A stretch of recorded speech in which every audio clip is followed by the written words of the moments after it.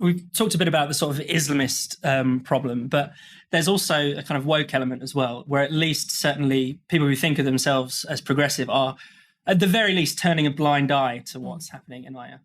Yeah, I mean, I think firstly, I think that we shouldn't let the apologists for terror have a monopoly on what it means to be pro-Palestinian. I think actually you can find the sickening, disgusting atrocity that happened and think it should be completely condemned, whilst also still believing that Israel has the right to defend itself, and also that Palestinian people have the right to choose self-determination within a two-state solution. And I think that there's been a lot of people that have attempted to essentially suggest that if you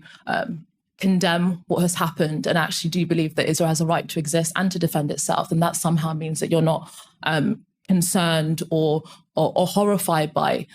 the loss of life of innocent civilians. And bringing it back domestically, what we have seen is really the fusion of some really dark and horrific strands within contemporary society and historical, whether that's traditional anti-Semitism,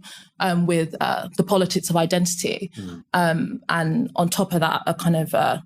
Islamist jihadist ideology. And it's really completely blown open what many people have been saying for several years, that those that have claimed to be anti-racist, to be on the side of the marginalized, are really actually providing cover for an ideology that is the antithesis to all of those things, that despises freedom, that is selective in its outrage, hypocritical, doesn't really care about marginalized voices to such an extent that it will apologize for terror. I mean, many of us have been very critical of Black Lives Matter, but even myself, that's been such a critic, I never thought that they would be posting paragliders in celebration for one of the most horrific acts we've seen in a generation. And I think it has been a wake-up call for many people that have been skeptical of the criticism of identity politics, but really can see that this has dark and deadly consequences.